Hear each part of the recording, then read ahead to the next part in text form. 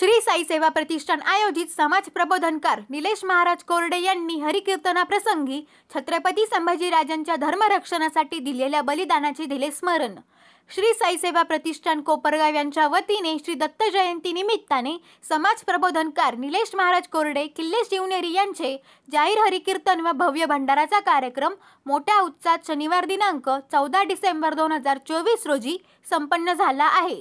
श्री साईबाबा तपोभूमी मंदिर कोपरगाव या ठिकाणी सदरचा कार्यक्रम मोठ्या उत्साहात साजरा झाला।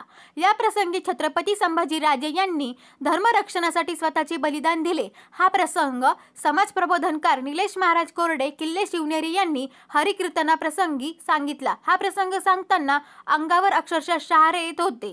त्यामुळे आजच्या तरुणांनी छत्रपती संभाजीराजांच्या धर्माच्या रक्षणासाठी बलिदान दिले आहे त्याचे स्मरण नेहमी ठेवावे। शंभूराजांनी शिवरायांचा इतिहास आपल्या अंतःकरणामध्ये आपण जर घेऊन खऱ्या अर्थाने आयुष्याच्या पुढे निघालो तर जीवनाचं कल्याण झाल्याशिवाय राहणार नाही। माझ्या राजानं असं काय केलं? अरे मानवची कोसळला आणि संभाजी शरबंद झाला। औरंगजेबाच्या सामने संभाजीराजांना आणण्यात आलं आणि त्याच वेळी आज ते कदम आलमगीर औरंगजेब आपल्या सिंहासनाकडे निघाला आणि त्याच वेळी वसीमची नजर गेली आणि वसीम गरजला संभा आलमगीर औरंगजेब के सामने आणि कविता स्टार्टला राजा झुकेंगे नहीं झुकाएंगे कामो आणि वसीम पुढे आला चुप चुप एकदम चुप याद रख आलिया त्याला औरंगजेब के दरबार में है तू आणि त्याच वेळी मागून आवाज आला सबो रासन सबो अभी बहुत पूछ रहा है त्याच वेळी आज ते कदम आलमगीर औरंगजेब आपल्या सिंहासनाकडे निघाला। हे चित्र पाहिलं आणि शंभूराजे मनोमन हसू लागले आणि औरंगजेब पुन्हा माघारी आला। शंभूराजांच्या समोर वाट ठाकला आणि शंभूराजांकडे पाहत औरंगजेब उतरला। 9 बरस का था तब मिला था मैं अगला में तब पूछा था हमने इस संभा से क्यों रे संभा तुम्हें हमारा डर नहीं लगता? तब कहा था इस संभा ने अरे हमें किसी का डर नहीं लगता बल्कि हमारे वजह से सबको डर लगता। सच कहा था काफिर ने सच कहा था। आज तक ठंडक न मिले लेकिन अब नहीं आला तला के गिरफ्त में है तू आणि त्याच वेळी औरंगजेब शंभूराजांच्या समोर आला। अरे सकलंडा जखडलेले शंभूराजांकडे पाहत राहिला आणि पहिला प्रश्न विचारला संभा ये 2 सवाल पूछूंगा आज मैं तुम्हें। ये 2 सवाल तय करेंगे जन्नत मिलेगी या फिर मिलेगी मौत, रहम की भीख मिलेगी या फिर मिलेगी मौत। संभा ये 2 सवाल तय करेंगे। आणि औरंगजेबाने आपला पहिला प्रश्न विचारला संभा रहमत चाहते हो तो पहला सवाल है मेरा कहाँ रखे आज तक के लोग कहाँ रखा है खजाना? अरे अरे हा हिंदुस्तानचा खजाना इथला मातीचा कण मानतो आम्ही सोनं। तू गिल्लास हिंदुस्तान तू गिल्लीस तू पण आम्ही होणार नाही भिकारी मागणार नाही तुझ्यासारख्याला आजपर्यंत हिंदुस्थाननं बोलावून भीक दिली घेताही असे घेऊ मनगटाच्या बळावर आणि चपडला औरंगजेब आणि औरंगजेब उत्तरला ये मराठे क्या खिलाते हैं अपने बच्चों क्योंकि एक भी शख्स पैदा नहीं हुआ संभा जैसा हमारे जनाने में। अरे तुझ्या मोठी अरे स्वतःच्या बापाला वीज देणारा तू स्वतःच्या भावाचे खुलेआम कर्तन करणारा तू तुझ्या मोठी कदापि नव्हे। संभा जन्म घेईल तर सह्याद्रीच्या गडकोटामध्ये आणि आऊसाहेब जिजाऊंच्या खुशीमध्ये तुझ्यासारख्या नव्हे। आणि संतापला औरंगजेबानं पुन्हा समोर उभा ठाकला संभा बात आगे की फतेह की ना कर संभा सुन मेरी बात मौत मिलेगी याद रख मौत का नंगा नाच देखेगा मिलेगी रहम की भीख। संभा सच बता आज तक कौन से सरदार शामिल हुए मुझे अरे अरे खऱ्या अर्थाने दत्तासाठी रक्तावर उलटणारी जात नाही रामची आई भवानीचे पूजा आम्ही झुंजू इथं मरू इथं याद रख वाघाचे बतडे जगतात सुद्धा वाघासारखे आणि मरतात सुद्धा वाघासारखे लागू नकोस आणि पडला औरंगजेब। शेवटी खऱ्या अर्थाने औरंगजेब उतरला संभा लगता है बेखाब हो गया है तो याद रख आज कैद में है हमारा और मृत्यू देखेगा तो देख मौत का अंजाम मारायला आली औरंगजेब गुडघ्यावर आला. हे चित्र पाहिलं आणि रक्ताळलेला शंभू राजा उसळला. कवी कालशंकर पाहिलं आणि उतरला. कवीजी, अहो कवी आहात आपण, प्रसंग पाहताय ना काय बाका? अहो औरंगजेबाची अवस्था पाहताय ना? या प्रसंगावर सुचते का तुम्हाला कविता? आणि कवी कालश पाहत राहिला आणि मृत्यूच्या गोटात औरंगजेबाच्या दरबारात आणि हा राजा म्हणतो सुचते का एखादी कविता? ही काय कविता ऐकायची म्हणा? पण राजांचं तेजळलेलं रक्तमुख पाहिलं आणि कविकडे सुचळला. हा राजन का नाही? राजन तुम हो सांधे, खूप लढे हो जंग, देख तुम्हारा ते तक देश औरंग. राजे काय लढलात तुम्ही जंग? राजे काय तुमचं ते सामर्थ्य, तुमचं तेज आणि सामर्थ्य पाहून आलमगीर औरंगजेब सुद्धा गुडघ्यावर टेकून तुमच्या समोर आलाय. राजा सच पता संभा बहुत उछाल रहा है, बहुत का अंजाम देखना जाता है. आणि पाहता पाहता औरंगजेबानं आपल्या सरकाराकडे पाहिलं आणि औरंगजेब उसळला. ले जाओ इसे हमारे नजर के सामने से, अरे निकाल दो इसकी आंखें. हे आंखें आज तक जलाती रही है, काट डालो इसके हाथ जिससे मांगे नहीं है रहम की भेग आज तक. अरे काट डालो इसके पैर, हे गुड्डे टके नहीं है हमारे सामने.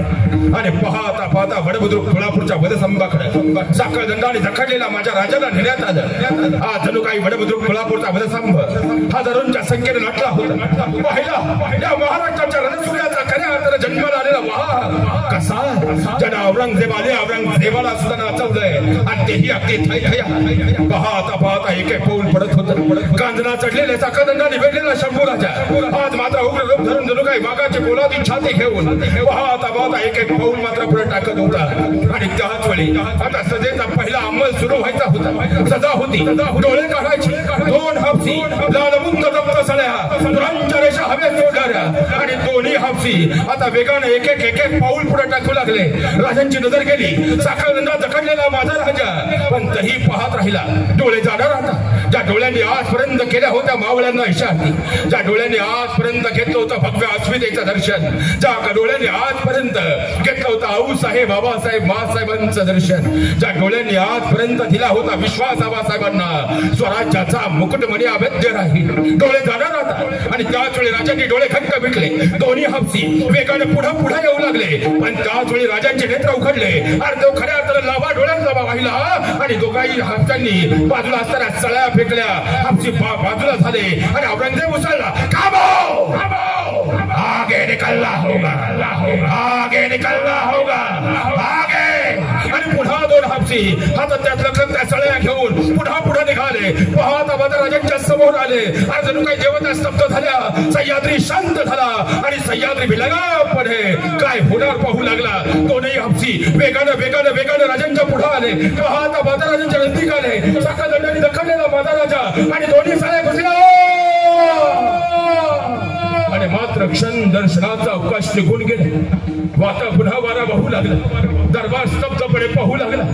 अरे खऱ्या अर्थानं आमच्या भूताला लागलं तर 2-2 दिवस हात धरून बसणारे आम्ही तप्त लाभा आग ओकणाऱ्या सळ्या राजांच्या डोळ्यात गेल्या. खोबऱ्या जळून खाक उग्र दर्प सुटला आणि या क्षणाला मात्र माझा राजा तरी मुखातून स्मित हास्य करतोय. पाहणारे काही चक्कर येऊन पडत होते पण माझा राजा मात्र स्मित हास्य करत होता.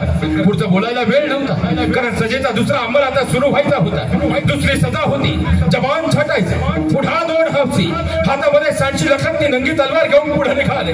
राजांचे डोळे राहिले कुठे होते जागेवर पाहिला पण पावलांचा स्पष्ट आवाज आला आणि राजे ओळखून चुकले. दोन खऱ्या हाताला पुढा आता जीभ जोडायचे आदेश आहे येतात आणि त्याचवेळी राजे मात्र हसत राहिले. मुखातून जगदंब जगदंबचा बोल उमटत राहिला आणि त्या क्षणाला मात्र माझा राजा मनोमन विचार करत राहिला. अरे ज्या मुखामधून आजपर्यंत गणेश स्तवन निघालं, ज्या मुखामधून मुजमुसलम सारखा ग्रंथ जगाला क्रांती देऊन गेला, ज्या मुखामधून आबासाहेब आऊसाहेबांना वचन दिलं आणि ज्या मुखामधून औरंगजेबाची पलती हुईतोडी केली, ज्या मुखामधून भगव्याची अस्मिता जिवंत ठेवली, जीभ जाणार आता आणि ते दोन्ही यवन पाहता पाहता पुढे आले. राजांच्या नजदीक आले. डोळ्यातला धुरा जो काही थांबला नव्हता तो उग्र दर्प मात्र वास सोडत होता आणि अशाही परिस्थितीमध्ये आता मात्र राजांचा जबडा उघडण्याची कोशिश होऊ लागली. जबडा उघडला नाही. कोणीतरी डाव आखला. बाजूला असताना लोखंडी खण घेतला, राजांच्या डोक्यावर वार झाला, कानातून नाकातून रक्ताचे सार लागले, पण तरी राजाचा दबडा उघडला नाही. कोणीतरी पुन्हा हातामध्ये तलवार घेतली, पाठमोरा वार झाला, पाठीवर रक्तात चिलकंडी उडाली, तरी राजाचा दबडा उघडला नाही. कोणीतरी पुन्हा आलं आणि बारांची बोछार झाली, दबडा उघडला नाही. पुन्हा डोक्यावर वार झाला, रक्तात चिलकंडामध्ये माझा राजा न्हाऊन निघाला, पण दबडा उघडला नाही. आणि उघडा कसा? वाघाचा दबडा, वाघाच्या तोंडात घालून हा मोजती अवकाश सांगणाऱ्या माझ्या शिवसूर्याचा शंभू राजाचा दबडा. उघडा कसा? मग कोणीतरी युक्ती काढणार दाबले आणि श्वासासाठी जुगल मारला आणि या संधीचा घेतला फायदा. जीव आली बाहेर ओढली, वाराच्या जंगंड रक्ताच्या यातना आणि जीभ मात्र वळवळ पडली. अरे तब्बल 13 दिवस कवी कलशानं हा हौदोस पाहिला आणि बसल्या जागेवर मान टाकली, कायमचा संपला. कोणीतरी यायचं, राजांच्या अंगावर गरम पाणी होत आहे.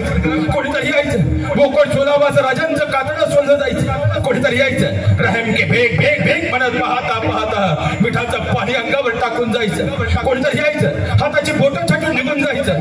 कोणीतरी यायचं, अरे माणसाचे लग्ने राजांचे काढून कुत्र्या गिधाडांना खाऊ घालायचं. एक नाही, दोन नाही, तीन नाही, तब्बल 40 दिवस माझा राजा भगव्याच्या अस्मितेसाठी अनंत वार अनंत यात्रा सहन करत राहिला, पण शेवटपर्यंत चुकला नाही, नमला नाही, वाकला नाही. शेवटी तो औरंगजेब सुद्धा म्हणत राहिलं, सचमुच छावा है छावा शेर का, हमें आंखें निकाल दे उसकी, मगर उसकी आंखें झुके नहीं हमारे सामने. हमें होकार दे उसके, मगर नहीं फैला है उसने हाथ हमारे सामने. हमें पाँव कर दे उसके, मगर नहीं रहमत की भीख मांगी उसने घुटने टेक के. सचमुच छावा है छावा शेर का. अल्लाह हो गया कभी काम आया, ऐसे खाली हाथ लौटना पडेगा. माझ्या संतापणानं ते भाग्य मिळू दिलं नाही. माझ्या राजानं प्राणांची आहुती दिली, पण भगव्याच्या अस्मिता अनंतात मात्र खऱ्या हातानं आज या भेट ठेवली. मग माझ्या राजानं धर्मासाठी जर प्राण दिले, माझ्या वीर शंभूंनी धर्मासाठी प्राण दिले, आपण कमीत कमी त्या धर्माच्या मार्गावर चालायला हवं एवढी अपेक्षा या ठिकाणी व्यक्त करतो. एकदा प्रेमानं भजन करूया.